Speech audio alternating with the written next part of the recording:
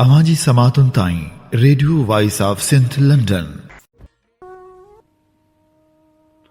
कयम कापड़ियन जी पहिरें ॾींहं परूड़, सगा सायत न हिकिड़ी चारे पहर चूर। सदाई सैयद चए होवन सनासीअ में सूर, जोगीअ साण ज़रूर लिका भुणन लोक में। भलारे भिट धणी जे भलारे बैत सां मुंहिंजो ही आवाज़ मुसाफ़िर radio voice of Sindh London तां थी दुनिया जी कुंड कुड़िछ ताईं। जंहिंजा माॻ ॿुधिजे पियो उन्हनि मिड़नी महिरबाननि खे सिक भेरो सलाम शाल क़बूल पवे। 9 फेबरवरी 2022 अरबा जे ॾींहुं सोचनि जी सुरहान जहिड़ो प्रोग्राम सोच वीचार साण करे अवां जी ख़िदमत में हाज़ुर अवां जो पंहिंजो मेज़बान हबीब लगारी। प्रोग्राम जी शुरूआत में अवां लाइ इहा ई दुआ त शाल जितो जो सुख सलामती सां हुजो, कॾहिं बि ॾुखियो ॾींहुं न ॾिसो। दुनिया जी कुंड कुड़िछ में जंहिं माॻ रहो पंहिंजनि लाइ ऐं पंहिंजी धरतीअ लाइ ज़रूरु जा खोड़ींदा रहो। प्रोग्राम सोच वीचार में अॼु नवकोट में न्याणियुनि जी तज़लील वारे वहशतनाक वाक़े ऐं सिंध जे हालतुनि समेत जग जहां जूं ख़बरूं अवां जी ख़िदमत में पेश कंदासीं। जॾहिं त जग मशहूर किताब हुर गोरिला तहरीक मां चूंड वर्क बि प्रोग्राम जो हिसो हूंदा। तारीख़ जा अॾींदड़ मां इब्राहिम लिंकन जो तारुफ़, अज़ीम हस्तियुनि जा कोल ऐं नसीर मेमण जो मज़मून, आदम गणप बाबति कुझु सवाल अवां जी समातनि जी नज़र कबो। जॾहिं त प्रोग्राम सुबुह जो 8 वॻे, शाम जो 4 वॻे ऐं राति जो 11:45 ते नशर कयो वेंदो।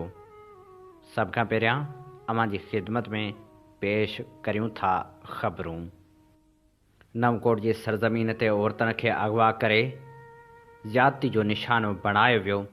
वहशतनाक वाक़े बाबति मिरपुर ख़ासि पुलिस ॼाणाए थी त नवकोट वाक़े में औरतुनि सां रेप थियो आहे, पर गैंग रेप नाहे थियो ऐं औरतुनि खे उघाड़ो करे घुमाइण वारनि इल्ज़ामनि में का बि सदाकत नाहे।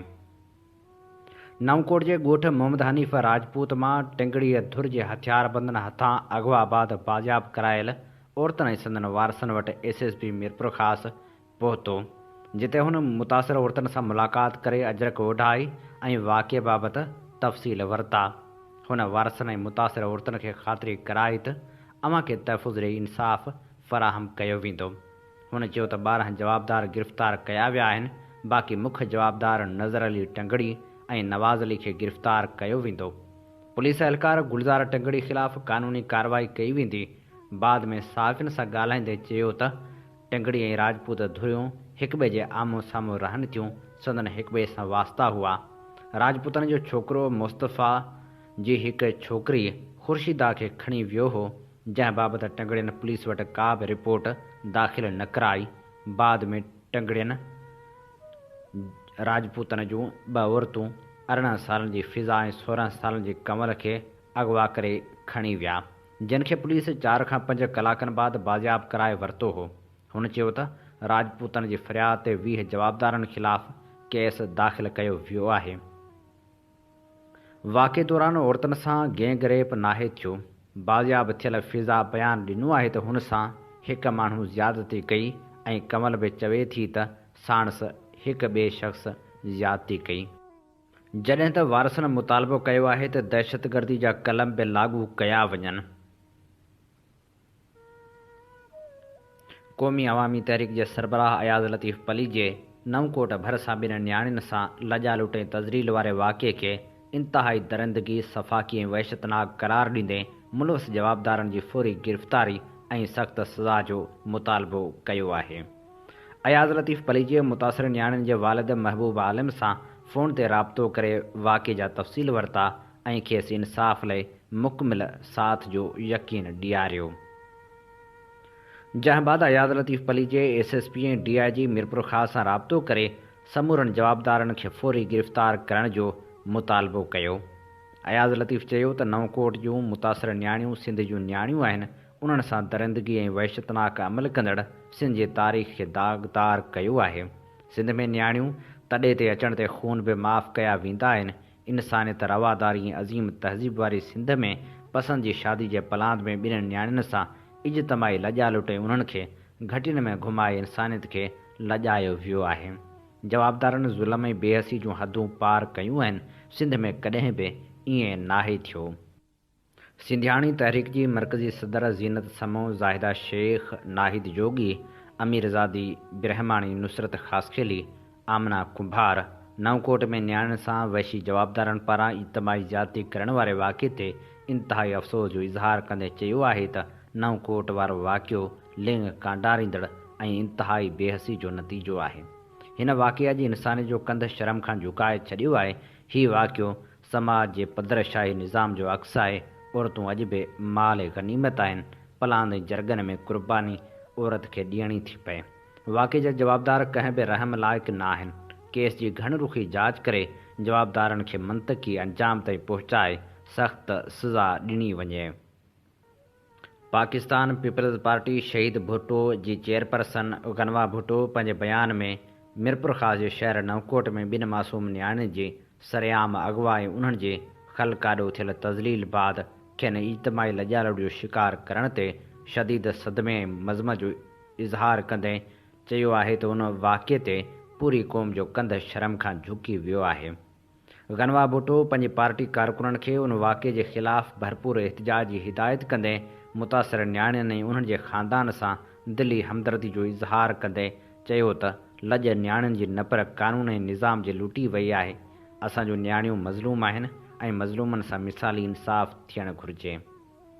हुन वधीक चयो त बेनज़ीर भुट्टो जे नाले में वोट वठण वारी सिंध हुकूमत औरतुनि सां थियल वैशाणे वर्ताव ते बि रिवायती क़दम खणी रही आहे। उहो अमल औरत दुश्मन सोच जी नुमाइंदगी करे थो। हुन चयो त वाक़े में मुलवस ॾुहारियुनि खे अहिड़ी सज़ा मिलणु घुरिजे जो को बि जवाबदार वरी का न्याणी खे मेरी अख सां ॾिसण जी जुरत न करे। जीअं सिंध मुहाज़ जे चेयरमैन रियाज़ चांडियो नवकोट वाक़े जी मज़मत कंदे चयो आहे त ॿिनि मासूम न्याणियुनि सां लॼालुट करण वारो वाक़ियो सिंध हुकूमत जी नाअहली ऐं कानून जी अदम मौजूदगी जो मिसाल आहे। टंडवालाहियार में गरजाणियुनि खे ख़िताब कंदे हुन वधीक चयो त सिंध अदम तहफ़ुज़ जो शिकार आहे। लाक़ानूनीत जो राज आहे, जंहिं करे नवकोट जहिड़ा वाक़िया पेश अची रहिया आहिनि। असां सिंध खे मुसीबतनि मां कढण लाइ निकिता आहियूं। इमरान ऐं ज़रदारी माफ़िया सिंध जे ज़मीननि, कुदरती वसीलनि ऐं इख़्तियारनि जी भींग करे छॾी आहे। सिंधीअ बुख था मरनि धरतीअ धारनि जे हवाले कई वई आहे। अरबें डॉलर कमाईंदड़ वतन जा माण्हू बदन ते कपिड़ो नथा ढके सघनि। सिंध में कानून नाले का बि शइ नाहे। पीपी सिंध जे वजूद जी दुश्मन पार्टी आहे। नवकोट वारे वहशतनाक वाक़े ते सिंध एक्सप्रेस पंहिंजे एडिटोरियल में लिखे थी, सिंध सूधो सॼे मुल्क में औरतुनि सां थींदड़ तज़लील जा वाक़िया हर रोज़ रिपोर्ट थींदा रहंदा आहिनि।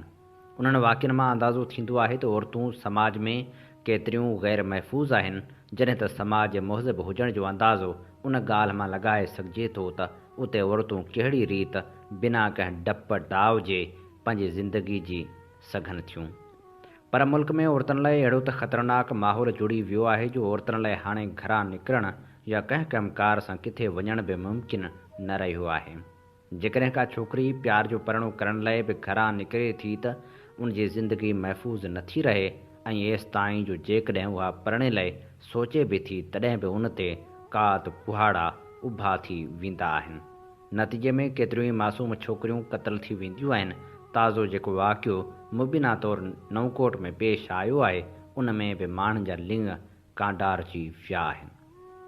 काल्ह जेका ख़बर रिपोर्ट थी आहे उन मूजिबि नवकोट SSP मिरपुर ख़ास जे PRO ऑफिस मां प्रेस पधराई में ॼाणायो आहे त राजपूत बिरादरी जे माण्हू ग़ुलाम मुस्तफ़ा राजपूत कुझु ॾींहं अॻु टंगड़ी बिरादरी जे छोकिरे खे भॼाए वियो हो ऐं पंहिंजे तौर ते राजपूत ऐं टंगड़ी बिरादरी में ॻाल्हियूं हली रहियूं हुयूं ऐं टंगड़ी बिरादरी सां तइ थियल ॻाल्हियुनि ते अमल न थियण ऐं तदारक न थियण ते टंगड़ी बिरादरी राजपूत बिरादरी जे घरनि ते हमिलो करे शादीशुदा औरत ऐं 13 सालनि जी छोकिरी खे अगवा कयो। पुलिस तुरत कार्रवाई कंदे परचाव कंदे गुज़िरियल राति 4 वॻे ॿिन्ही खे बाज़ियाब करायो ऐं औरतुनि खे अगवा कंदड़नि खे गिरफ़्तार करे वरितो आहे।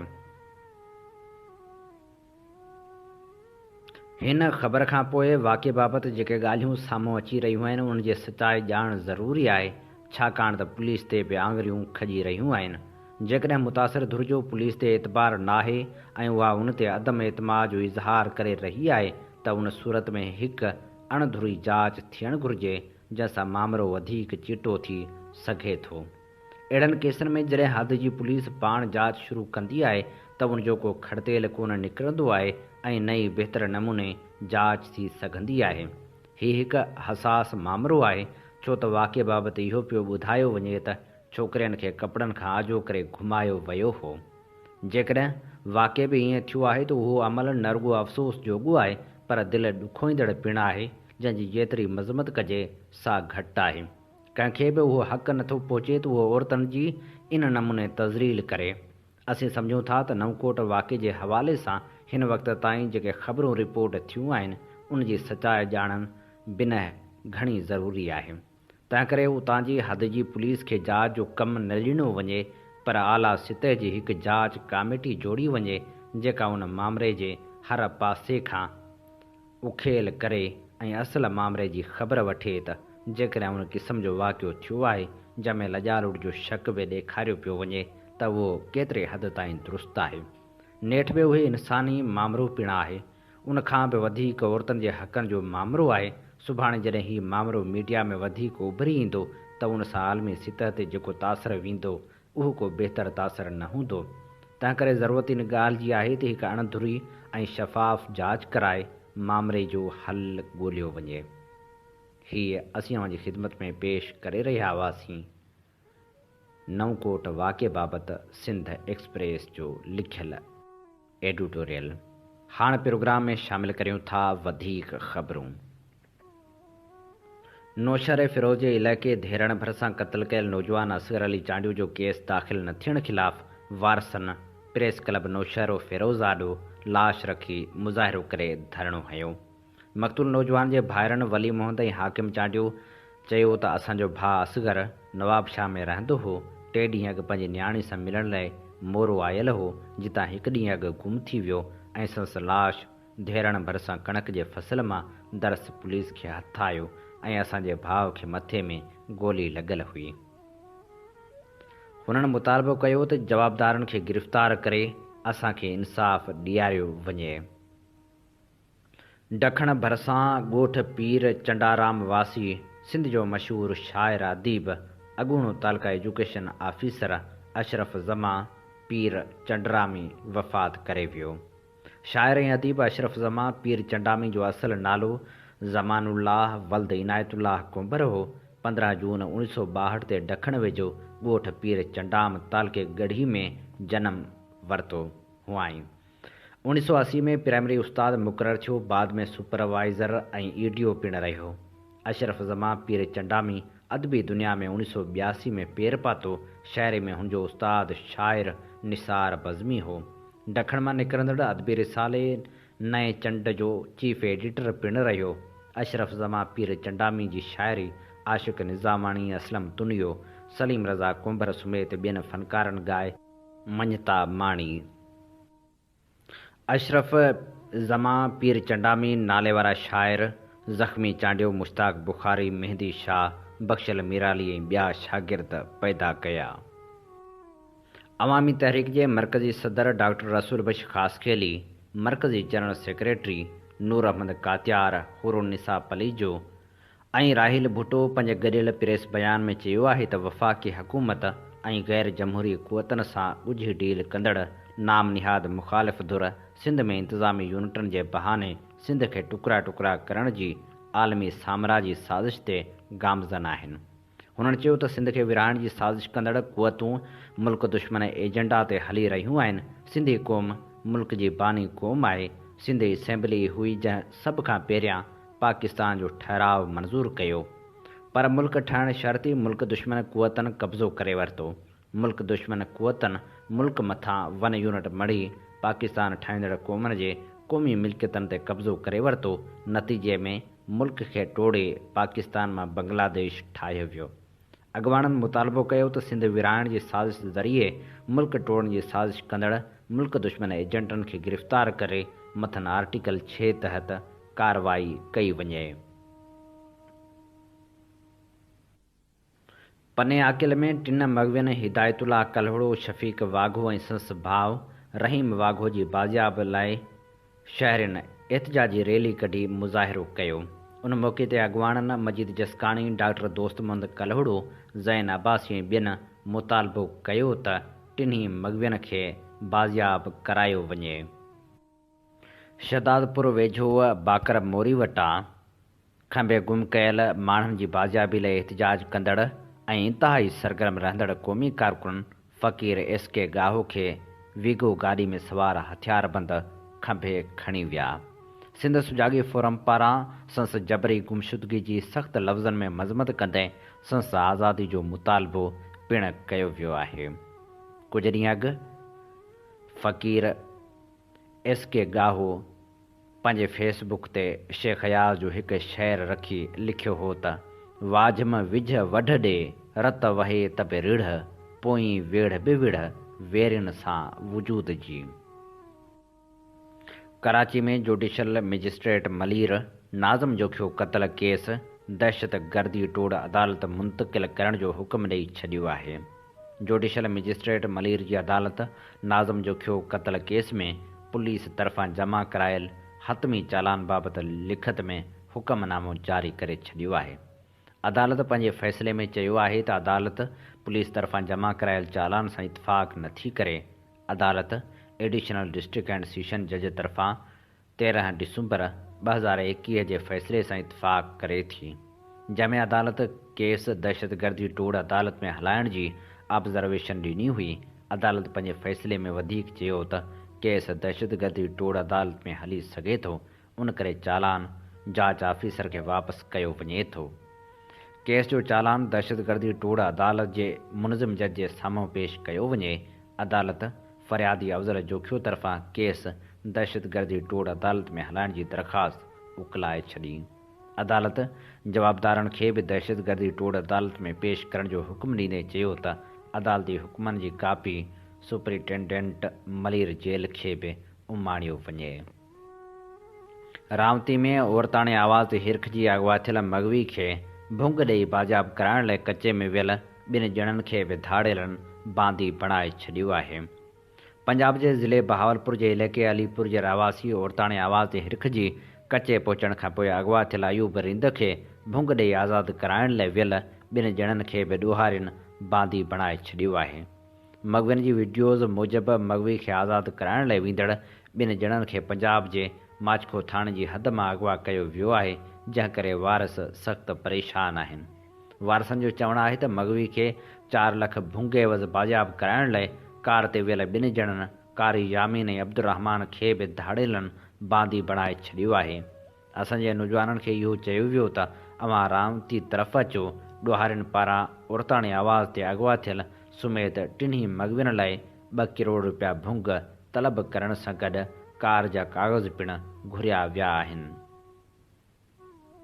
नबीसर रोड वेझो ॻोठ जीअं भाणपोटो में 6 क्लास जे शागिर्द मुबियाना तौर ख़ुदकुशी करे छॾी।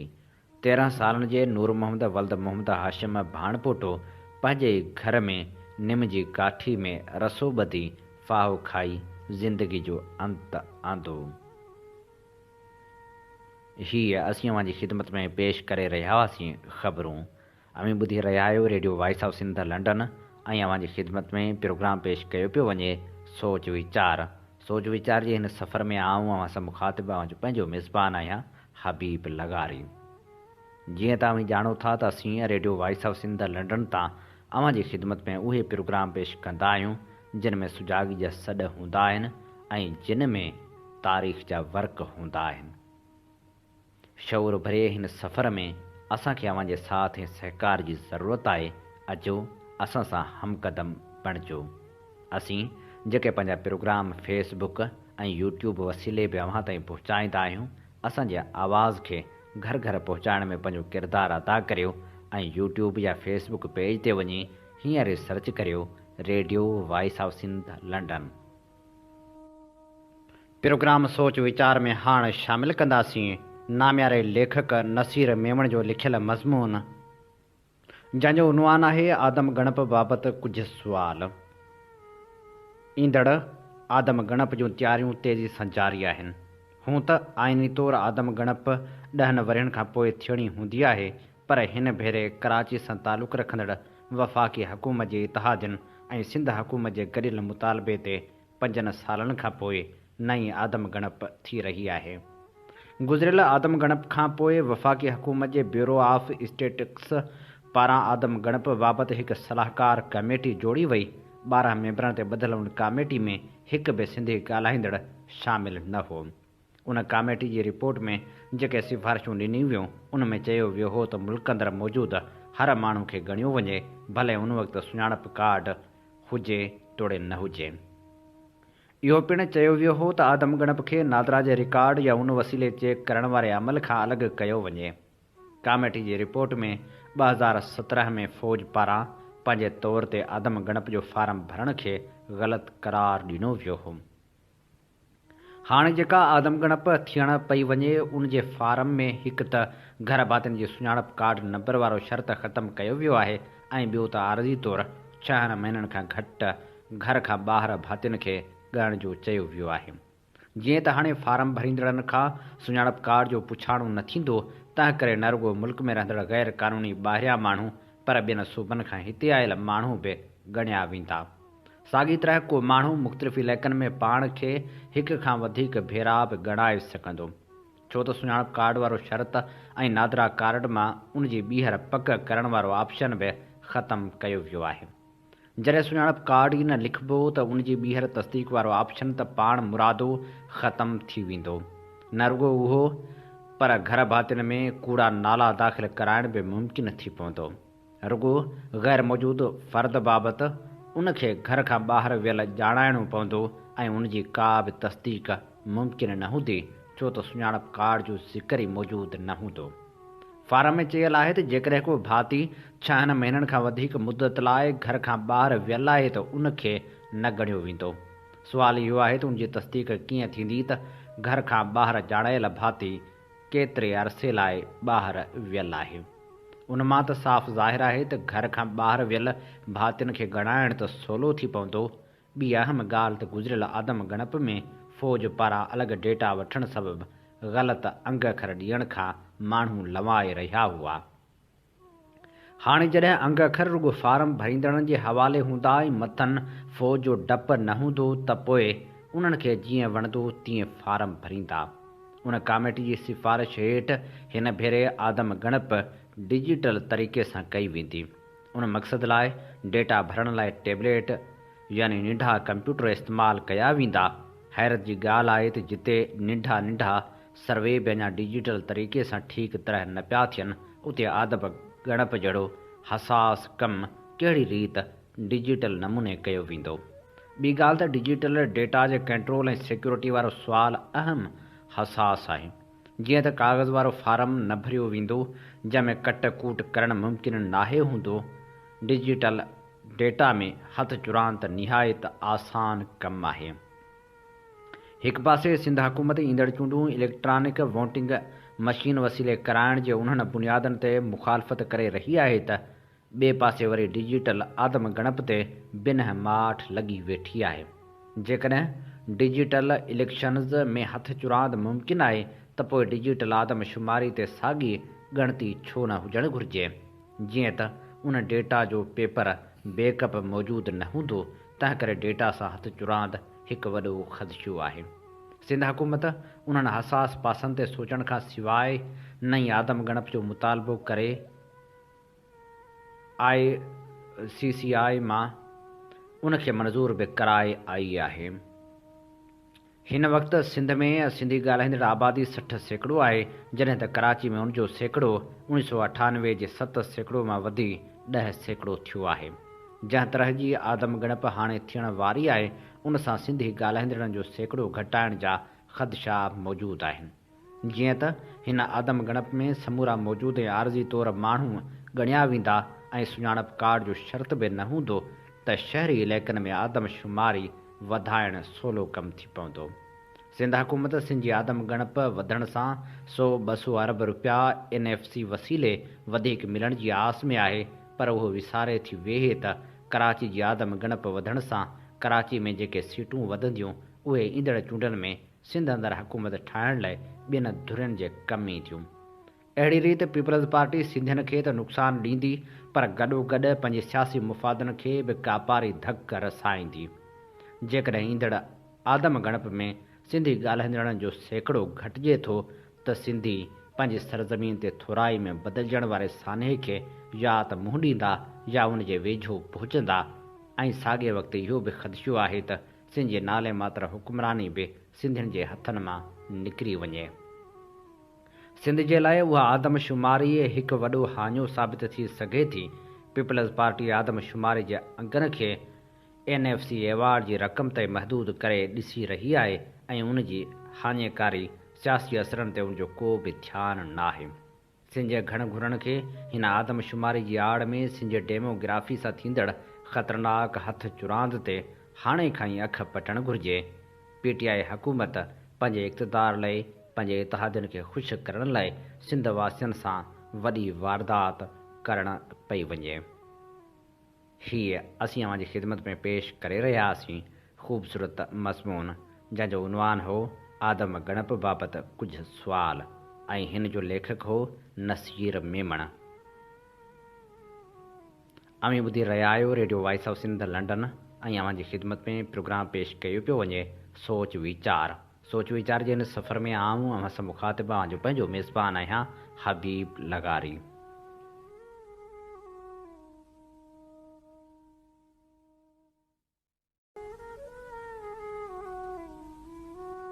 प्रोग्राम सोच वीचार में हाणे कुझु कौल शामिल कयूं था। ॿिन्ही जहान जे सरदार नबी करीम सल्लल्लाहु अलैहि वसल्लम फरमायो, इंसाफ़ जो हिकु लम्हो सालनि जी इबादत खां बहितर आहे। उहो शख़्स बेदीन आहे जंहिंमें दयानतदारी न आहे। ख़ुदा वटि बहितरीनु इंसानु उहो आहे जेको पंहिंजे दोस्त जो ख़ैर ख़्वाह हुजे। सभ खां सुठी नेकी दोस्तनि ऐं मिलंदड़नि जी इज़त करणु आहे। अमानत सां रिज़्क़ वधे थो, ख़यानत सां मुफ़लसी वधे थी। दौलत ख़र्च कंदा रहो, उनखे न रोकियो, मता ख़ुदा ताला अव्हां जे लाइ दौलत जा दरवाज़ा बंदि करे छॾे। जहालत खां वॾी का बि गुरबत न आहे, अक़ल खां वॾी का बि दौलत न आहे। सरदार बणजण खां अॻु में इल्मु हासिल करियो। ख़ामोशी वॾी हिकमत अमली आहे। हज़रत अबू बकर सिद्दीक़ फरमाए थो, मूंखे नवनि कपिड़नि में दफ़न न कयो वञे, छो त नवनि कपिड़नि जी ज़रूरत उन्हनि माण्हुनि खे आहे जिन वटि कपिड़ा बि न आहिनि। शिकायतुनि खां बहितर आहे त ज़ुबान बंदि करियो, उन सां अव्हांखे राहत मिलंदी। कंजूसी न करियो ऐं फज़ूल ख़र्ची खां बि पासो करियो। मेवेदार वण खे न कटियो, जंहिं ते नसीहत असरु न करे उहो सम्झे त संस दिलि ईमान खां ख़ाली आहे। अबुल कलाम आज़ाद फरमाए थो, अदालत जे नाइंसाफ़ियुनि जी फ़हिरिस्त ॾाढी तवील आहे।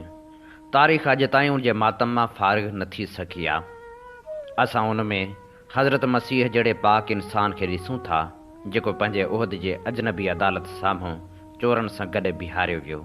असांखे उन में सकरात नज़र अचे थो, जंहिंखे सिर्फ़ु उन लाइ ज़हर जो प्यालो पीअणो पियो जो हूअ पंहिंजे मुल्क जो सभ खां वधीक सचो इंसान हो।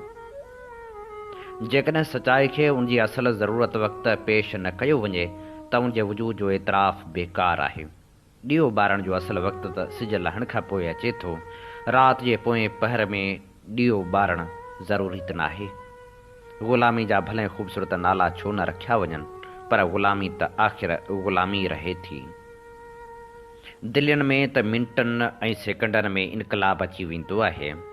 उन इनकलाब सां असल दुनिया जो इनकलाब लाॻापियलु आहे।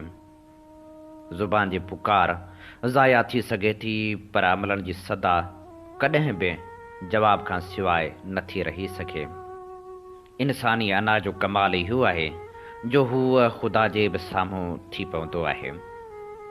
अता तुर्क चयो हो त दुनिया जी का बि ताक़त अहिड़ी नाहे जो कंहिं क़ौम खे ज़िंदगी जे हक़ खां महरूम करे सघे। समूरियूं क़ौमूं इंसाफ़ ऐं इंसानियत जी बारगाह में गॾियल हक़ हासिल कंदियूं आहिनि। हज़रत हसन बसरी फरमायो, जेको कमु हिकमत खां ख़ाली आहे उहो आफ़त आहे, जेको ख़ामोशी खां ख़ाली आहे उहो गफ़लत आहे, जेको नज़र हिकमत खां ख़ाली आहे उहो ज़लील आहे। कूड़ो सभ खां पहिरियां पाण खे नुक़सानु ॾींदो आहे। ग़म सां रूह में तवानाई ईंदी आहे। जंहिंखे ख़ुदा ज़लील करणु चाहे उहो दौलत जी तलाश में लॻी वेंदो आहे। जेको माण्हू दुनिया में रही करे दुनिया जी मोहबत खां बचे थो, उन पंहिंजे पाण खे बि फ़ाइदो ॾिनो ऐं ॿियनि खे बि। जेका उमेद तव्हां ॿियनि खां रखो था, पहिरीं उनखे तव्हां तकमील ताईं पहुचायो। अक़लमंद ॻाल्हाइण खां पहिरीं सोचींदो आहे ऐं बेवकूफ़ ॻाल्हाइण खां पोइ सोचे थो। अखियुनि ऐं ज़ुबान जी आज़ादी रूह लाइ क़ैद आहे।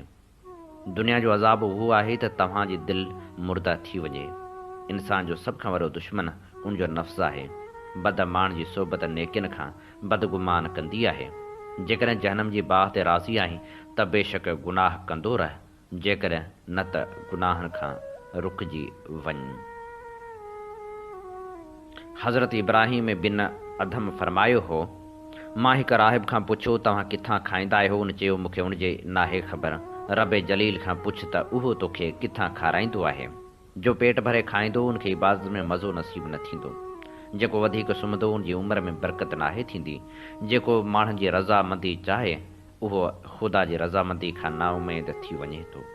जेको गिला ग़ैबत ऐं फज़ूल ॻाल्हियूं घणियूं कंदो उहो दीन इस्लाम ते नाहे मरंदो। नेक माण्हुनि जी दोस्ती दिलि खे ताज़गी बख़्शींदी आहे। इमाम ग़ज़ाली चयो त ख़ामोशी पाण हिकु इबादत आहे। कर्ज़ ॾियण जी ताक़त हूंदे हिकु लम्हो बि देरि करणु ज़ुल्म आहे।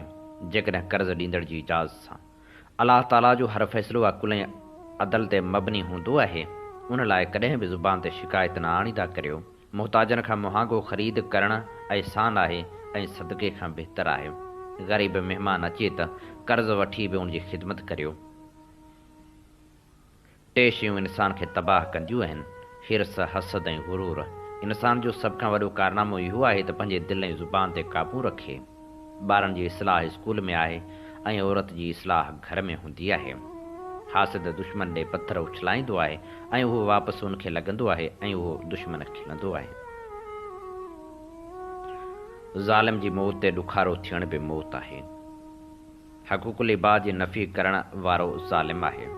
तव्हां वटि वक़्तु ख़ाम माल जीअं आहे, उन मां जेको चाहियो ठाहे वठो।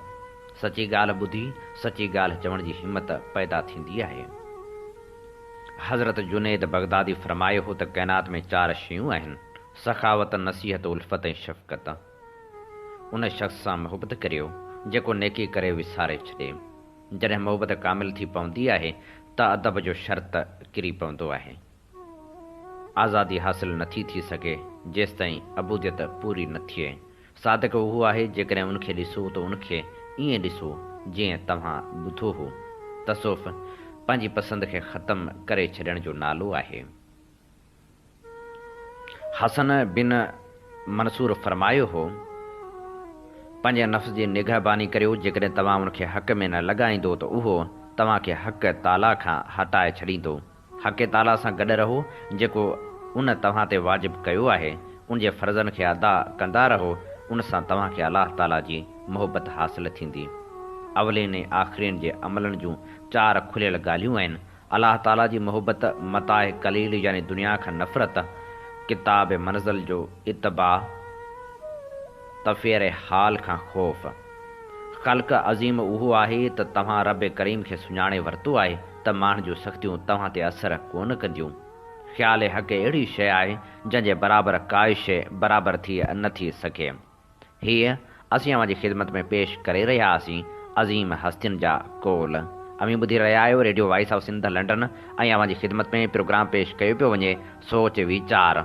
सोच वीचार जे हिन सफ़र में आऊं अव्हां सां मुख़ातिब जो पंहिंजो मेज़बान आहियां हबीब लगारी। प्रोग्राम सोच वीचार में हाणे वर्क वरायूं था किताब हुर गोरिल्ला तहरीक जा। ऐं हिन किताब मां अव्हां जी ख़िदमत में जेको मज़मून पेश करे रहिया आहियूं उनजो उनवान आहे पीर साहिब पागारे जो ॻुझो दफ़न कफ़न। हीउ मज़मून लिखियलु आहे आफ़ताब नबी जो।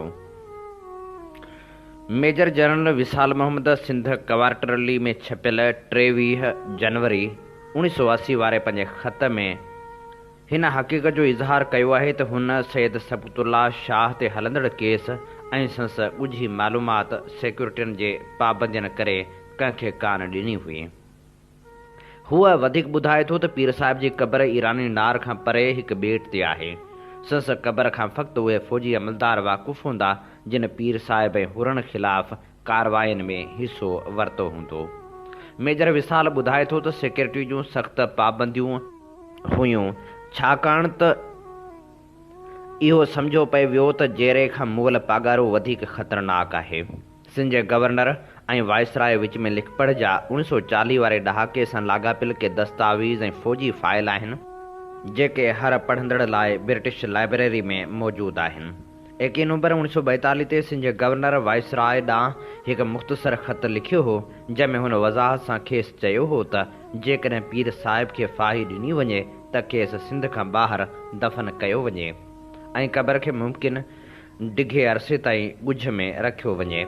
उन लाइ अहिड़ी जॻह जी चूंड कई वञे जिते मक़ामी मुरीद माण्हू न हुजनि। 21 डिसंबर 1942 ते वाइसराय सिंध जे गवर्नर ॾांहुं टेलीग्राम मोकिली हुई जंहिंमें खेसि ॿुधायो हुआईं त हू पीर खे दफ़न करण वास्ते ॿिन्ही इलाइक़नि सां गॾु मध्य प्रदेश लाइ पिणु वीचारे रहियो आहे। उन्ही मामले बाबति हू टवीनाम सां लिख पढ़ करे रहियो आहे जेको हिन क़िस्म जा इंतज़ाम ॻुझी रीत करे सघे थो। खेसि इहो अहसासु ज़रूरु हुयो त फाही ॾियण जी हालति में अहिड़े तरीक़े जा इंतज़ाम कया वञनि जो हर माण्हू पीर साहिब खे फाही ॾियण वारे वाक़े ते यकीन करे। इन करे टेलीग्राम में हिन ॻाल्हि ते बहस कयो हुआईं त पीर साहिब खे हैदराबाद जेल अंदरि फाही ॾिनी वञे या सिंध जे हदनि खां ॿाहिरि।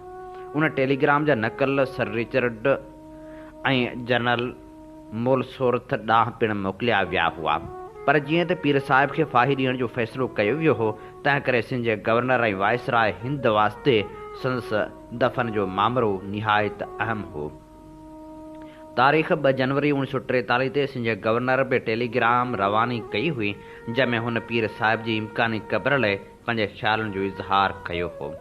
वाइसराय हिंद उन टेलीग्राम जो जवाबु तारीख़ 11 जनवरी ते खेसि सुम्हाणियो हो जंहिंमें हुनखे ॿुधायो हुआईं त पीर साहिब जी मैयत खे हिंदुस्तान खां ॿाहिरि हदनि में दफ़न करण लाइ ग़ौर थी रहियो आहे। पर अहिड़ो फ़ैसिलो उन वक़्तु थी कोन सघियो हो। 27 जनवरी 1943 ते वाइसराय सिंध जे गवर्नर खे टेलीग्राम वसीले हिन क़िस्म जूं हिदायतूं मोकिलियूं हुयूं त जिन बि जायुनि बाबति बहस थियो आहे तंहिं बाबति बिना देर इतफ़ाक़ राय क़ाइमु कयो वञे ऐं खेसि पंहिंजी राय जे इज़हार लाइ ताक़ीद कयो वियो हो। इख़्तियारी वारनि उहो बि फ़ैसिलो कयो हो त पीर साहिब खे समुंड किनारे सां दफ़न कयो वञे।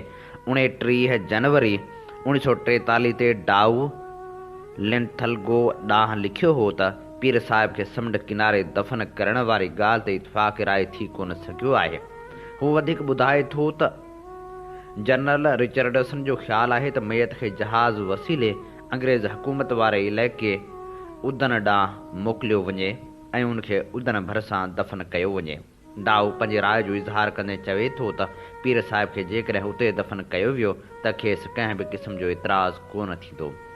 पर संसद वज़ीर जो ख़्यालु आहे त अहिड़ियूं ॻाल्हियूं ग़ैर ज़रूरी आहिनि ऐं हू बि साणनि इतफ़ाक़ राय रखे थो। वाइसराय 9 फरवरी 1943 ते गवर्नर ॾांहुं लिखियल पंहिंजे जवाब में ॿुधाए थो त खेसि उहा ख़बर कान हुई त सिंध जा वज़ीर पीर जे दफ़न वारी जॻह लाइ पिणु सोचे रहिया आहिनि। हुन खां अॻु वारे पीर पागारे खे बि शहीद सम्झो वियो हो। उन करे संस मुक़बरो वॻोड़नि जो मर्कज़ बणिजी वियो हो। सिंध जो गवर्नर ऐं वाइसराय बहस कंदा रहिया हुआ त पीर साहिब खे हिंदुस्तान खां ॿाहिरि या जीवानी में दफ़न कयो वञे। वाइसराय जे दिमाग़ में हिकु मुतबादिल हिकमत अमली पिणु मौजूदु हुई त फ़ौज पीर साहिब खे जीवानी या बलूचिस्तान जे सामुंडी किनारे सां या स्टोला ॿेट ते दफ़न करण जो बंदोबस्तु करे। लॉर्ड लिंथलगो सिंध जे गवर्नर डाउ खां हिकु सलाह पुछी हुई ऐं हुन साणसि इतफ़ाक़ राय जो इज़हार कयो हो पर उन ॻाल्हि ते अञा बि वधीक ग़ौर फ़िक्र करण जी ज़रूरत हुई छाकाणि त तजवीज़ कयल दफ़न जो ॿई जॻहूं कलात जे हदनि में मौजूदु हुयूं जिते सख़्त इंतज़ामनि जी ज़रूरत हुई। 10 फरवरी 1943 ते सिंध जे गवर्नर टेलीग्राम वसीले वाइसराय खे ॿुधायो हो त जेकॾहिं जीवानी या हिंदुस्तान खां ॿाहिरि कंहिं ॿिए हंधि दफ़न जो सवलाई सां इंतज़ाम मुमकिन आहे त पोइ उहो मनसूबो वधीक बहितरु आहे। पर उहो मनसूबो कुझु ॾुखियो आहे त पीर साहिब खे सिंध में दफ़न कयो वञे। ईअं करणु ख़तरे खां ख़ाली कोन आहे, पर अहिड़नि ख़तरनि खे मुंहुं ॾेई सघिजे थो। उन टेलीग्राम जो जवाबु वाइसराय 23 फरवरी ते ॾिनो हो, जंहिंमें हुन वाज़ह कयो हो त पीर साहिब जी मैयत खे दफ़न करण लाइ फ़ौजी इख़्तियारनि वारा सिंध खां ॿाहिरि बंदोबस्तु कंदा, पर खेसि कराची में दफ़न कोन कयो वेंदो ऐं संसद तजहीज़ तदफ़ीन इस्लामी तरीक़े मुताबिक़ कई वेंदी। कुझु ॾहाकनि ताईं पीर साहिब जी क़बर हिकु राज़ हुई ऐं उन बाबति कई मुख़्तलिफ़ अंदाज़ा क़ाइमु कया विया हुआ। Doctor H.T. सूरली लिखे थो त पीर पागारे खे चरण ॿेट ते दफ़न कयो वियो हो। मुमकिन आहे त उहा ॻाल्हि सही हुजे, छाकाणि त बैठकी इंतिज़ामिया अॻुवाट अहिड़ो बंदोबस्तु करे छॾियो हो ऐं पीर साहिब खे फाही ॾियण वारे वाक़े खां पूरा 11 महीना अॻु कराची क़िले जे कमांडर 17 अप्रैल 1942 ते ऐलान कयो हो त चरण ॿेट हवाई फ़ौज जी बमबारी जे दायरे अंदरि आहे। 18 अप्रैल 1942 जे बॉम्बे क्रॉनिकल पिणु सरकारी ख़बर ॾिनी हुई, जंहिंमें चयो वियो हो त इंतिज़ामिया ऐलान कयो आहे त जेको जहाज़ हिन हिकु ॿेट खां 1 मई जे फ़ासिले अंदरि या वेझो गुज़रंदो ऐं जेकॾहिं उनखे को नुक़सानु रसियो त उहा उनजी पंहिंजी ज़िम्मेवारी हूंदी। उन ज़माने में हिकु अफ़वाह इहो बि हलियो हुयो त हैदराबाद जी सेंट्रल जेल जे हदनि अंदरि हिकु ॻुझी क़बर खोटी पई वञे, जंहिंमें चन बि रखियो वियो आहे। उहो बि चयो वियो आहे त पीर साहिब जी मैयत खे चुन जे 2 वॾनि तहनि जे विच ते रखी दफ़न कयो वियो हो। उनखां पोइ क़बर में मिटी विझी उनखे सऊं कयो वियो हो ऐं क़बर जे हर निशान खे मिसारे ख़तमु कयो वियो हो। अहिड़नि अफ़वाहनि मां इशारो मिली रहियो हो त उन क़बर जी निगरानी जनरल रचर्डसन, लैम्ब्रेक ऐं रडली पाण करे रहिया हुआ। मोरसोर्थ जो ॾिनल अहवालु वधीक वेसाह जोॻो आहे। हू चवे थो त पीर पागारे जी मैयत राति जे वॻड़े में कुझु ॻोह में सिधू जे छोड़ वारे इलाइक़े ॾांहुं मोकिली वई हुई ऐं उतां खां रॉयल इंडियन नेवी जे हिकु जहाज़ में सवार कयो वियो हो। उतां मकरान जे सामुंडी किनारे खां परे स्टूला नाले हिकु ॿेट ते हिकु उन्ही क़बर खोटे खेसि इस्लामी तरीक़े मूजिबि दफ़न कयो वियो हो। बाद में हर निशान मिसारियो वियो हो, उन लाइ त जीअं महसूसु न थी सघे त उते का क़बर आहे। मोलसोर्थ ही ॻाल्हि बि यादगिरियुनि में लिखी आहे त उन वक़्त जे नेवल कमांडर बि ही हक़ीक़त तहरीर कई आहे त उन ॿेट ते पाणी जो नालो निशान बि कोन हो, पर नाग बलाऊं जाम हुयूं। हिननि ॻाल्हियुनि जी तस्दीक पीर पागारे वारे फाइल मां बि थिए थी, जिते पीर साहिब जे हवाले सां लिखियलु आहे त सियासी कैदियुनि खे समुंड पार कैद में रखणु घुरिजे वग़ैरह वग़ैरह, ऐं उहो फाइल ब्रिटिश लाइब्रेरी में मौजूदु आहे। हिन फाइल में हिकु रिपोर्ट मौजूदु आहे जंहिं ते तारीख़ 23 अगस्त 1943 ऐं मथां उनवान अथसि मार्टियल लॉ इन सिंध। हिन फाइल लाइ नोट मिस्टर गिलक्रास्ट तयारु कयो हो। उन जे सुफ़े नंबर 47 ते निहायत ख़ुफ़िया क़िस्म जो हिकु टेलीग्राम आहे, जंहिंजो नंबर 10098 ऐं तारीख़ 19 मार्च 1943 लिखियलु आहे।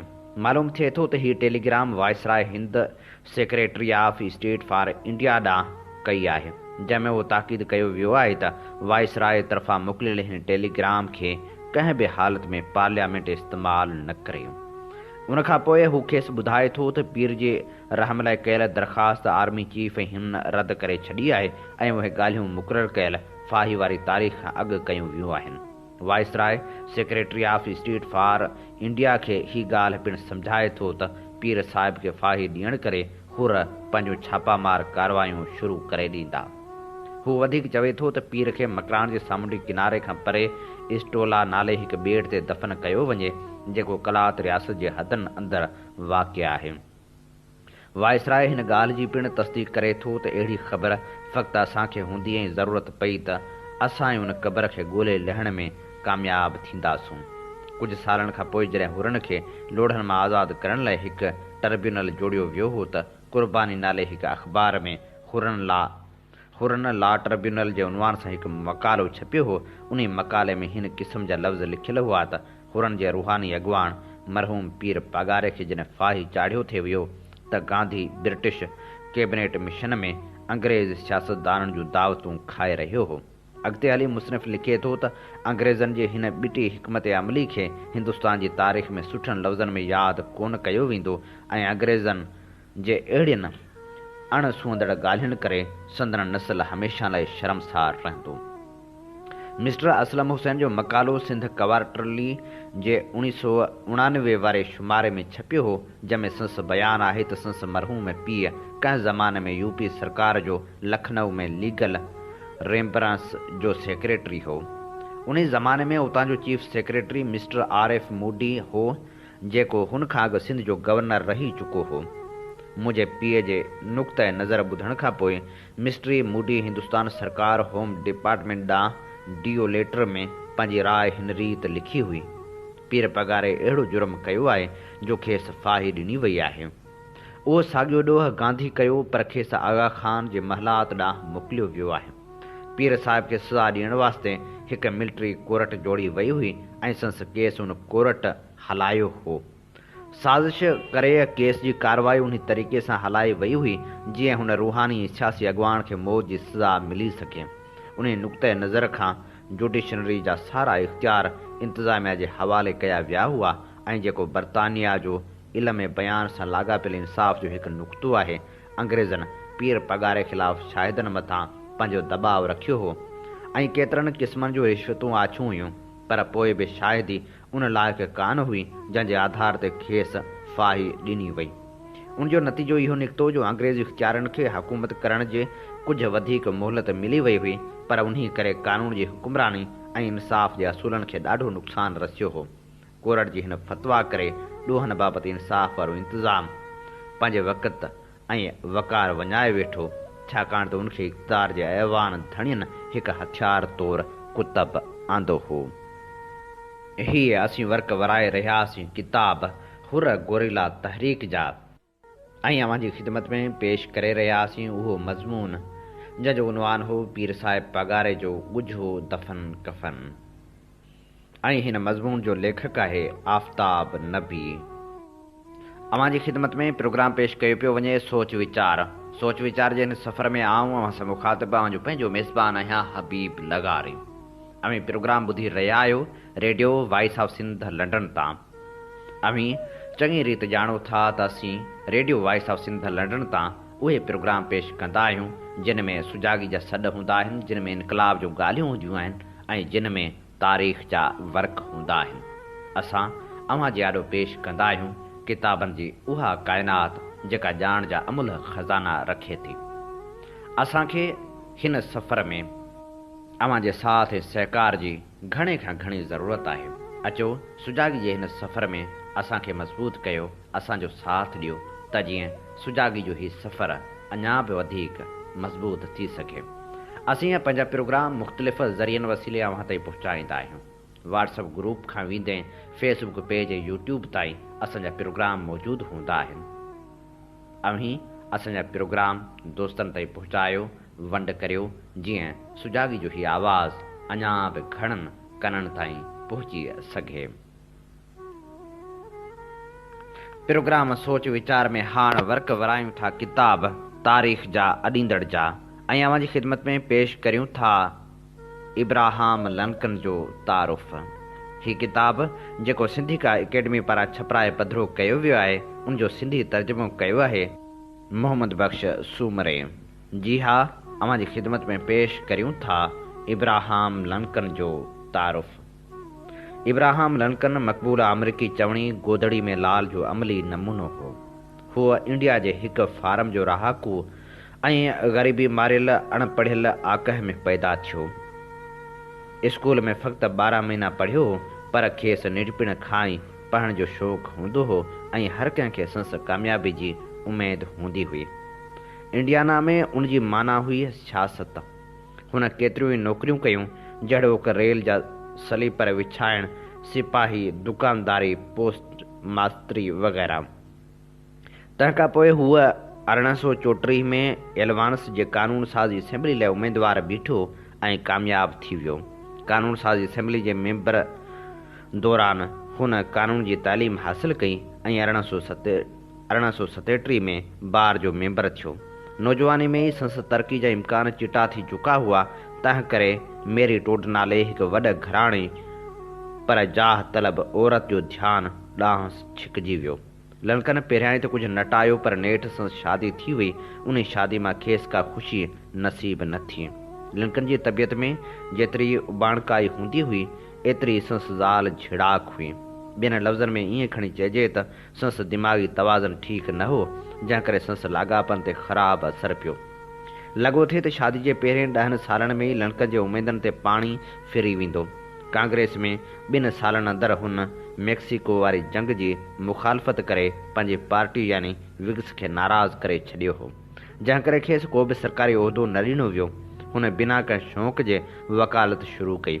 उन विच में अमरीकी क़ौम हिकु वॾे घोटाले तरफ़ वधी रही हुई। ग़ुलामी जी पखेड़ इख़लाक़ी मसइलो बणिजी वई हुई।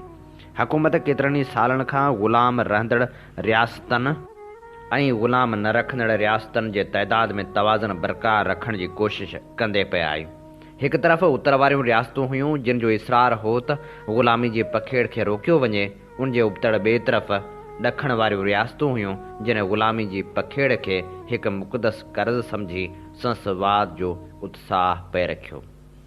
1854 में रिपब्लिकन पार्टी जे नाले सां ग़ुलामी ख़िलाफ़ हिकु नई पार्टी ठही।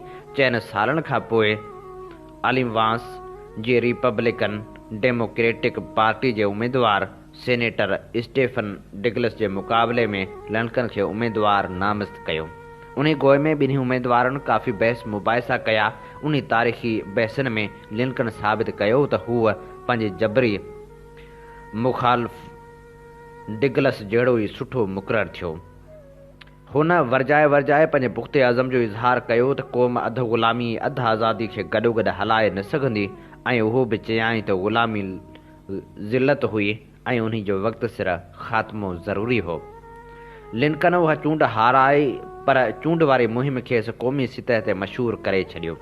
2 सालनि खां पोइ खेसि सदारती उम्मीदवार थापियो वियो। डेमोक्रेटनि जे इख़्तिलाफ़ संस चूंड खे यकीनी बणाए छॾियो, छो त उन्हनि मां ग़ुलामी जे कट्टर हामियुनि पंहिंजो जुदा उम्मीदवार बीहारियो हो। लिंकन जे चूंडिजी वञण करे ॾखण वारनि रियासतनि खे उहो क़दम खणण जो मौक़ो मिली वियो जंहिं जे बारे में उन्हनि डिघे अरसे खां सोचियो पिए, यानी छिॼी धार थियणु। हुन अञा सदार जो उहिदो संभालियो ई न हो जो 7 रियासतनि पंहिंजी आज़ादी जो ऐलान कंदे कन्फिडरेट स्टेट्स ऑफ अमेरिका ठाहे छॾी। बाद में ॿियूं 4 रियासतूं बि उन में शामिल थी वियूं। यूनियन ऐं उन कन्फेडरेसीअ विच में 1861 में घरू लड़ाई छिड़ी पई।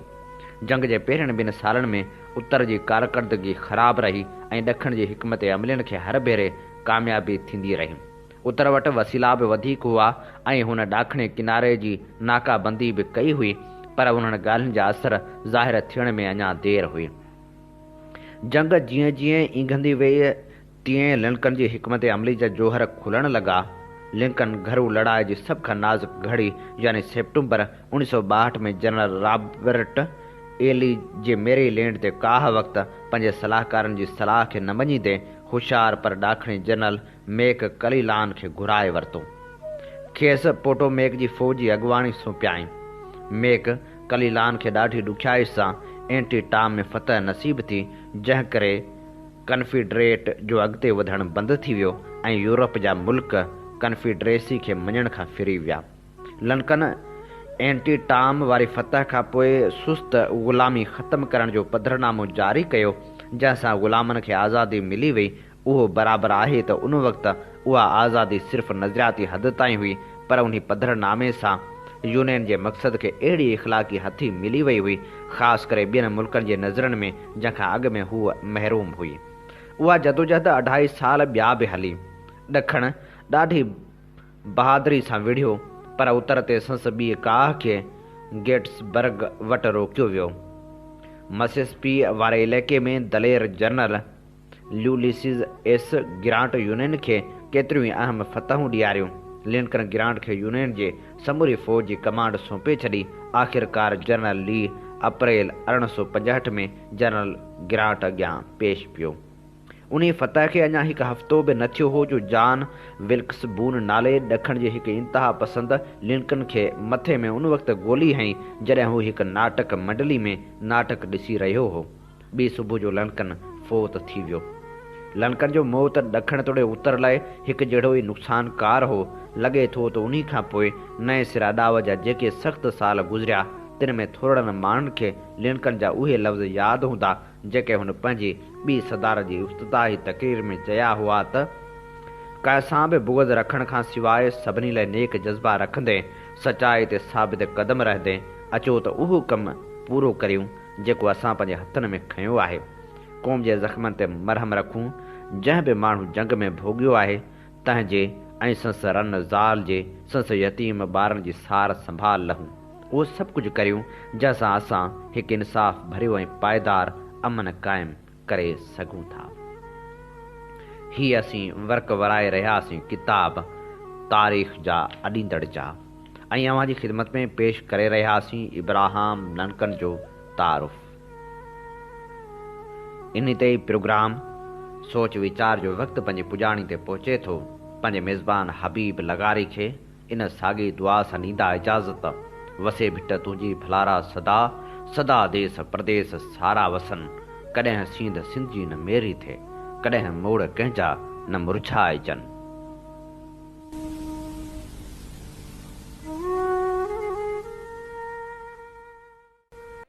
सिंध मुंहिंजी अमा सूंह तुंहिंजी मथां छा लिखी छा लिखां छा लिखी छा लिखां सिंध मुंहिंजी अमा। दुनिया जा सिंधियो हिक मुठ थी सिंध बचायो। सिंध मुंहिंजी अमा सूंह तुंहिंजी मथां छा लिखी छा लिखां। सिंध जो क़ौमी आवाज़ radio voice of Sindh London.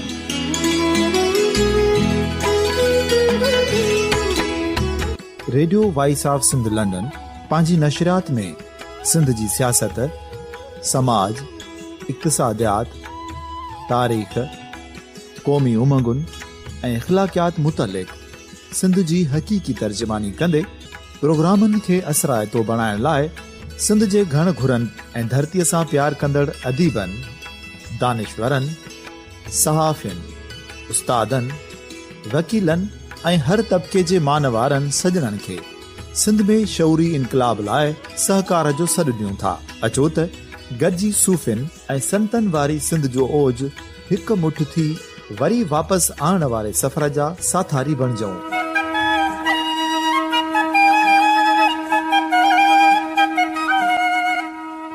हिकु नए सुबुह जी शुरूआत जो पड़ाॾो घर घर ॻोठ ॻोठ ऐं शहर शहर ताईं पहुचायो। शाल सिंध आबाद ऐं ख़ुशहाल थिए। सिंधी माण्हू सुखियो ऐं सताबो थिए।